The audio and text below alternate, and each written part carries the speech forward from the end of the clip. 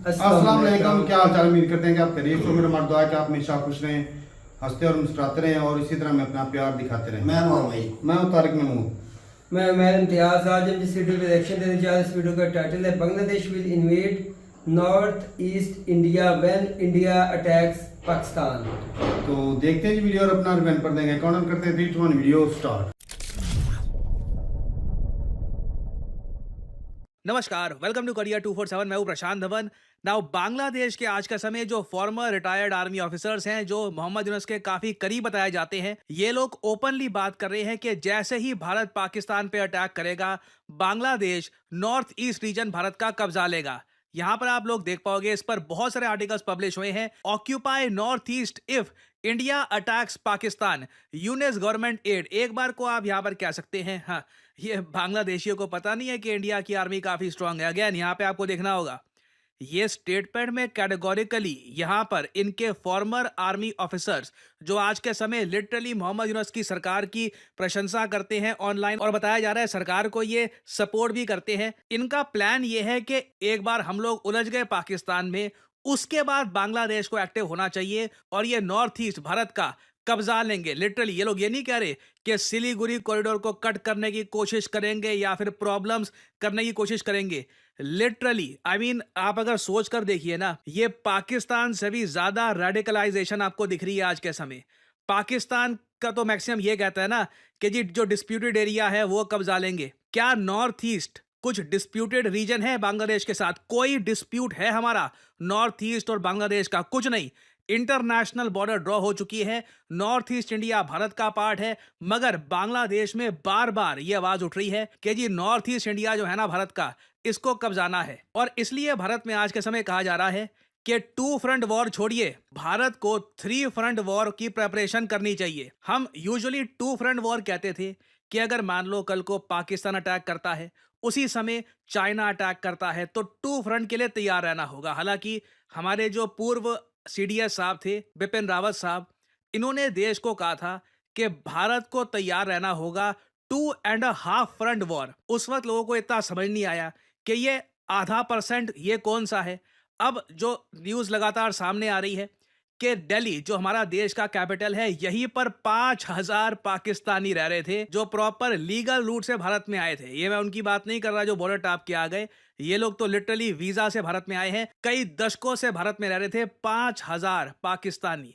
महाराष्ट्र में कई हजारों पाकिस्तानी और स्टेट्स में।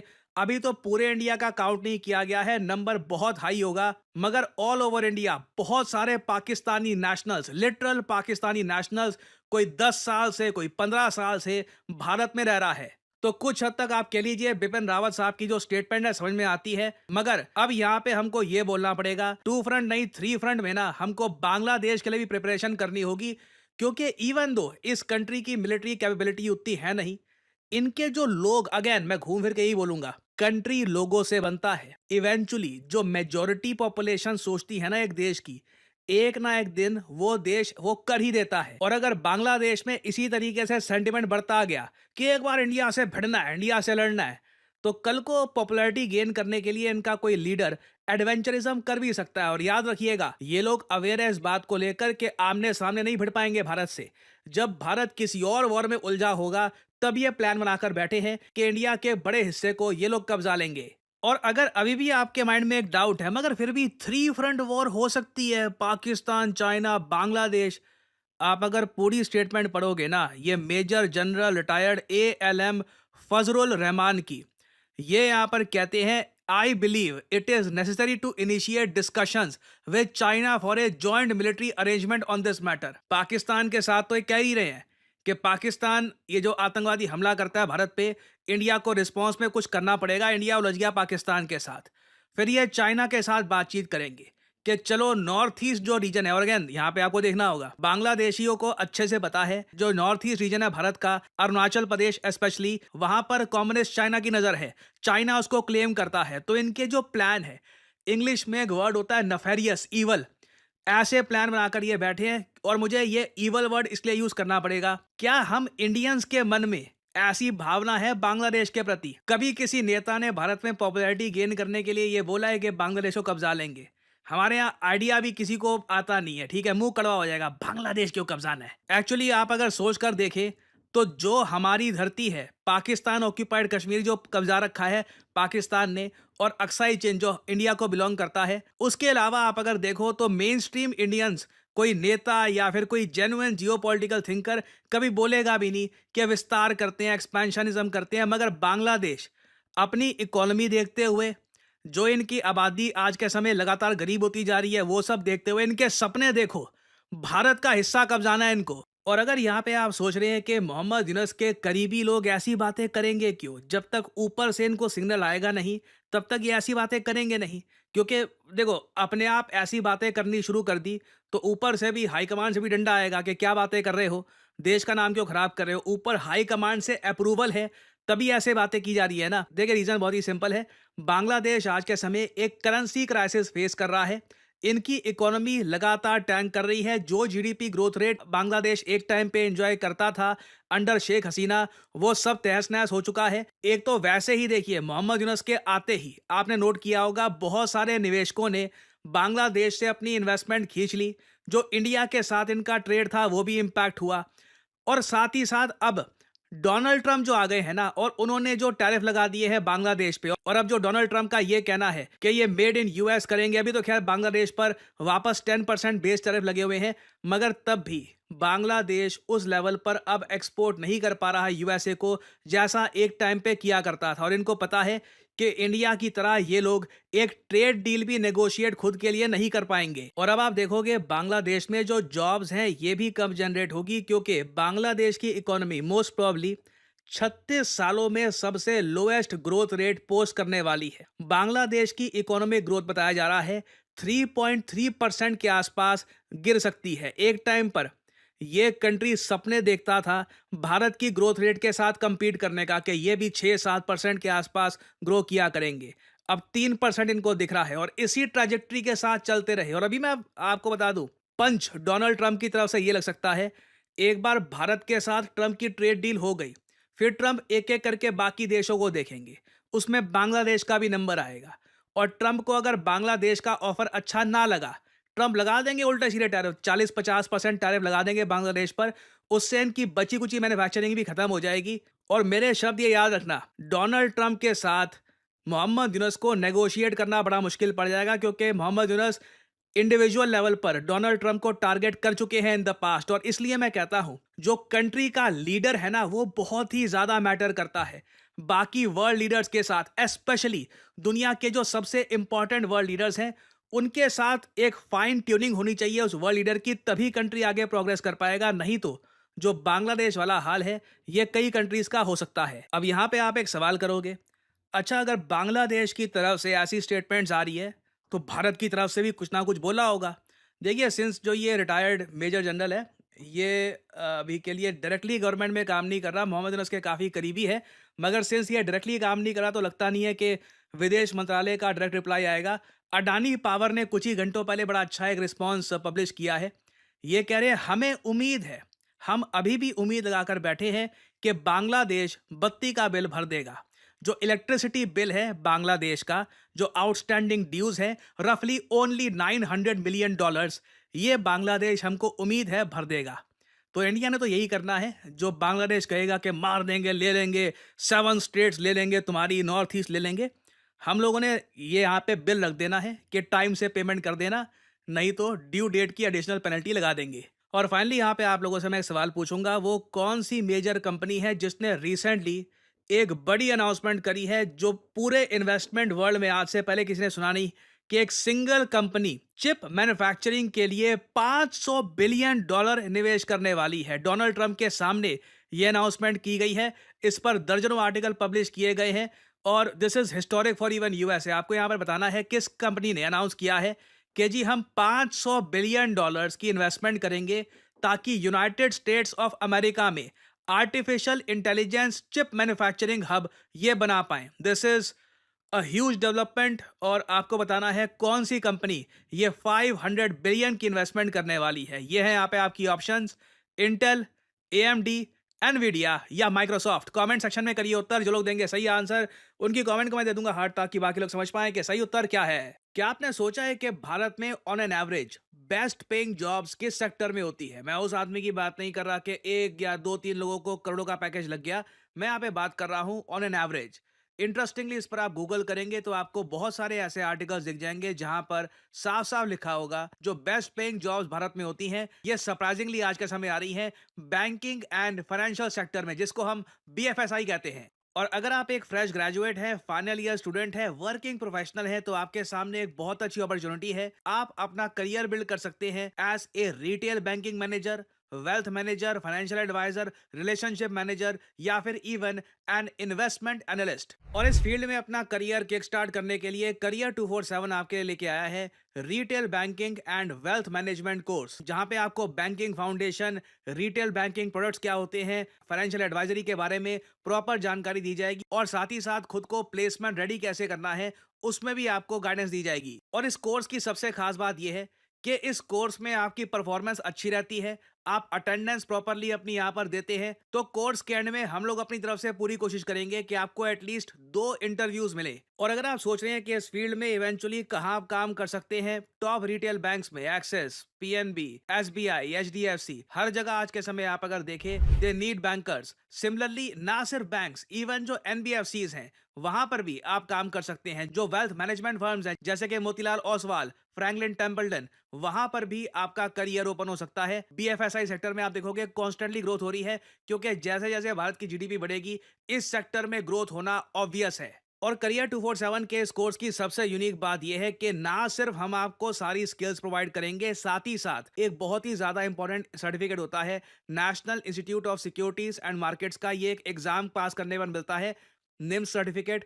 इस एग्जाम को कैसे पास करना है, ये सर्टिफिकेट कैसे आप एक्वायर कर सकते हैं, इसके लिए भी आपको प्रिपेयर किया जाएगा, ताकि जैसे ही आपका कोर्स खत्म होता है आप NIMS का एग्जाम दे, ऑफलाइन एग्जाम होता है ये, और उसके बाद you can get this certificate from the national institute of securities market. और उसके बाद वेल्थ मैनेजमेंट में जो म्यूचुअल फंड्स का एक बहुत ही बड़ा सेगमेंट है वहां पर भी अपना करियर आप किक स्टार्ट कर सकते हैं। सो आपको करना क्या है, यहाँ पर करियर 247 की जो ये वीडियो आप देख रहे हैं, यहाँ पर नीचे कमेंट सेक्शन में जाइए, यहाँ पे आपको ये कमेंट सेक्शन में लिंक मिल जाएगा, start your banking and finance career. इस लिंक पर करिए क्लिक और यहाँ पे आपके सामने ये पेज ओपन हो जाएगा।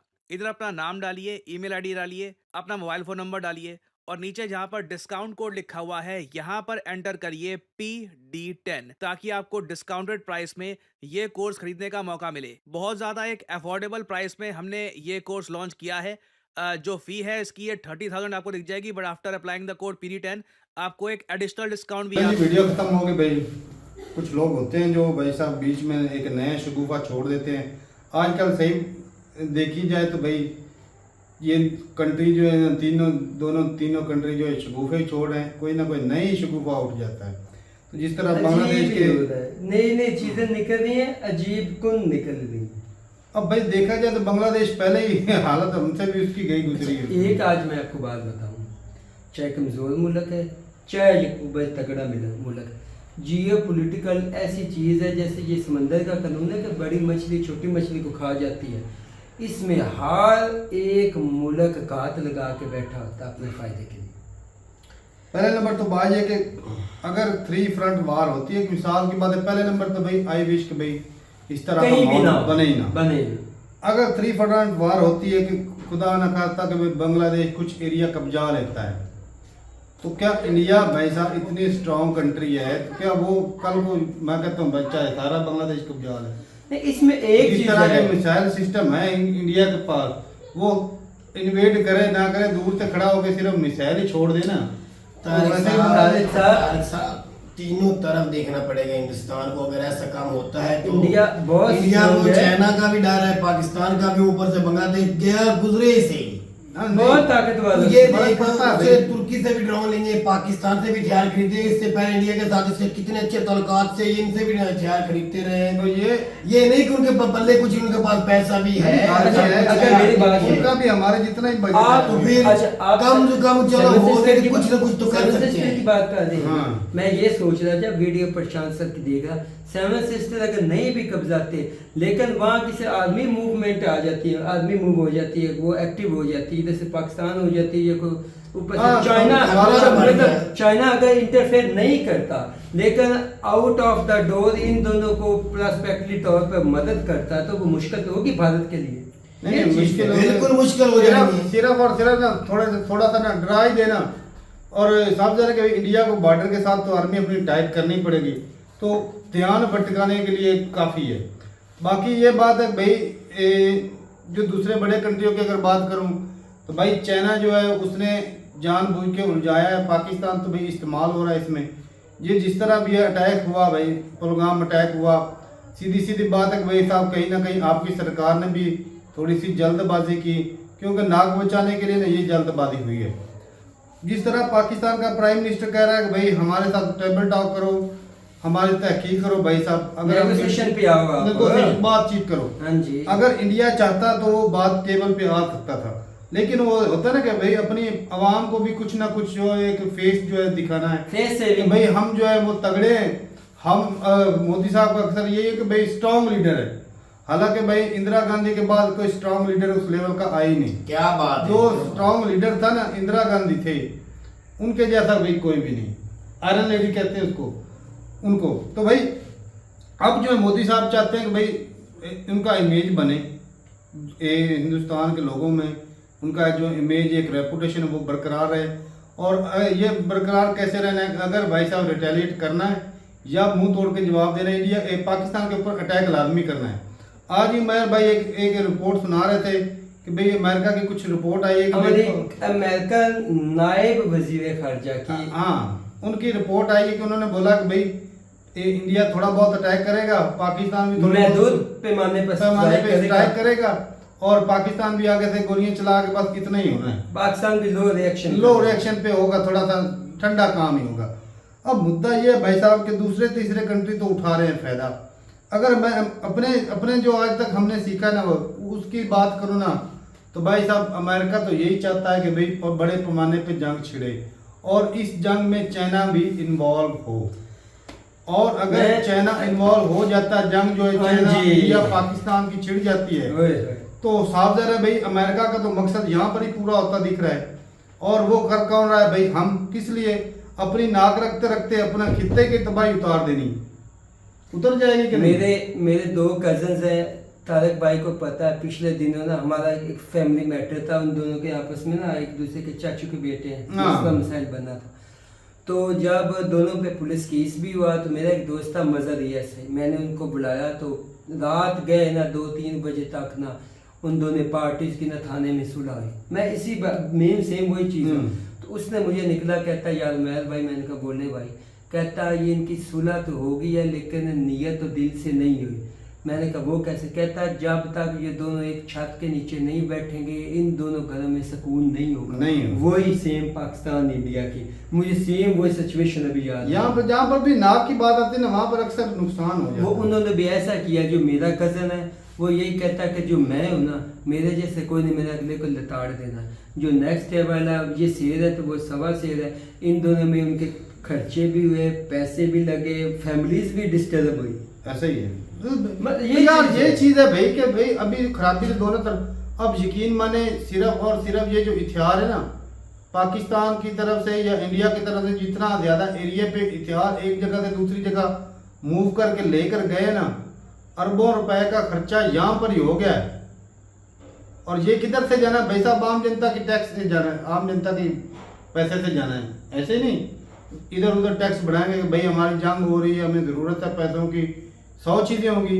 अगर खुदा न खाता जंग हो जाती है तो मुल्क की हालात में थरथल्ली मच जानी है, इकोनॉमी गिर सकती है भाई। अच्छा, आप हमेशा कहते हैं ना 1947 बढ़ जानी, वो तो बढ़ नहीं बढ़ी। 1947 के बाद मतलब दोनों कंट्री सेपरेट हुई, लेकिन हमारे वो ही अपना तौर तरीके रहने सहने इंडिया में भी पाकिस्तान में तकरीबन जो गांव सतह पे एवरेज सतह पे वही है। इतनी चेंजिंग या जैसे यूरोप एडवांस हुआ, अमेरिका कनाडा, हम वैसे नहीं। बात ये है कि जो म्यूजिकल चेयर होती है ना, जो भी पॉलिटिशियन आए हैं जिन्होंने अपने कुर्सी के लिए काम किया है ना, अफसोसनाक है हमारी दोनों कंट्रीज में ऐसे ही आए हैं जिन्होंने अपनी कुर्सी के लिए इस अवाम को दाव पे लगाया। और रही बात भाई साहब बांग्लादेश की हो, चाइना की हो, जो भी इस जंग में भाई साहब इंटरफेयर करता है या कूदता है भाई साहब, वो उजड़ेगा, उसकी इकोनॉमी का भी लॉस होगा, उसके बंदे भी मारे जाएंगे। मुझे सिर्फ सारा इतनी बातें हम कर रहे हैं, कब से बोल रहे हैं जी 7-8 दिन हो गए हैं। सिर्फ मुझे इतना बता दो, जो यूरोप है कंट्री, उसके अंदर कोई आपको पाकिस्तान, इंडिया, बांग्लादेश की तरफ बाढ़ें नजर आई हैं? कभी नहीं ना आई। कभी उधर को मसले मसाइल हुए हैं? ये एक हमारे ही खित्ते को, हमें दोनों कंट्रियों तीनों को समझ क्यों नहीं आ रही? ये हमारे खित्ते में बॉर्डर लगाए गए, लाइनें खींची की, हमें ही लड़वाया जा रहा है, हमें क्यों नहीं समझ आ रही? हमारे सरबराहों को क्यों नहीं समझ आ रही? हमारे खून चूसा जा रहा है, हमें आपस में ही लड़वाया जा रहा है। वो तो हंस रहे हैं, ब्रिटिश राज ये क्यों नहीं समझती? अभी तक भी समझ नहीं आ रही, कब समझेंगे? कब समझेंगे? जहाँ पर भी ब्रिटिश राज रहा है वहाँ पर ऐसा ही है। तो भाई कब समझेंगे? नहीं समझे। नस्लों की नस्लें नहीं चढ़ गई। ऐसे ही है। मुझे ये बता, रशिया में क्या हुआ, यूक्रेन में क्या हुआ, फलस्तीन में क्या हो गया, हमारे इधर क्या जंगें कितनी चार हो गई हैं? क्या हासिल कुछ हुआ हमें? ओ जी मेरी 10 मरले वो ले गया, मेरा कश्मीर के हिस्सा वो लगा, मेरा लद्दाख चाइना ले गया, मेरा फलाना चाहे वो इंडिया ले गया। भाई इससे निकलो, आगे निकलो, कुछ और सोचो, कुछ और इजाद करो, कुछ तहकीक करो, दूसरों के बल पे अच्छा भाई, अब मुद्दा ये है कि भाई क्या बांग्लादेश जो सिर्फ बयानबाजी कर सकता है, जंग फोर्ट वो भी नहीं कर सकता यार। कुछ भी नहीं है बेचारे की। एक बात मैं कह सकता हूँ कि भाई वो होता है ना, डूबते को तिनके का सहारा बहुत है।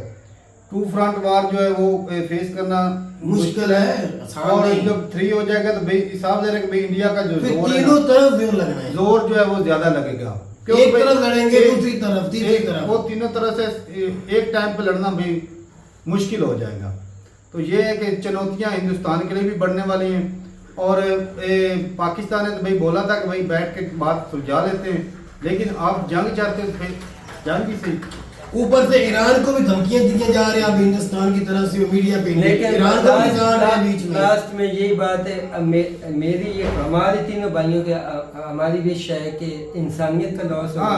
बेहतर यही है, वही जो जंग वगैरह ये जो आपके मामलात है, हमारी government then India and Bangladesh government ये ऑन द टेबल आए और कम अज कम सिर्फ एक काम करें, अपनी पॉलिटिक्स को साइड पे रख के ना इस आवाम के लिए कुछ सोचें बस।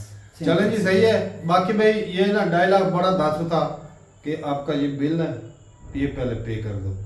तो ईरान के बांग्लादेश की औकात दिखाने के लिए उनका यही डायलॉग जो है ना ये काफ़ी है। तो ठीक है भाई, अपनी वो कहते हैं ना, एक कहावत भी है, पल्ले नहीं पापड़ी पंजाबी में, पल्ले नहीं पापड़ी से एवं बत्ते आकड़ी। भाई पल्ले कुछ चीज़ नहीं है, धमकियाँ तुम हिंदुस्तान को दे रहे, ये भी जो चीज़ है ना ये भी देखने वाली होती है। वो ऐसे धमकियां नहीं दे रहे भाई, वो पाकिस्तान और चाइना को देख के उनको जुबान हिलाई उन्होंने भी, वो हमारे साथ। लेकिन ये कि भाई इंडिया के लिए एक थ्रेट जो है उन्होंने पैदा किया है, ये चीज़ है। तो ठीक है भाई, अपनी राय जरूर बताइएगा कमेंट सेक्शन में। मिलते हैं वीडियो के साथ, तब तक के लिए इजाजत दें। अल्लाह हाफिज़।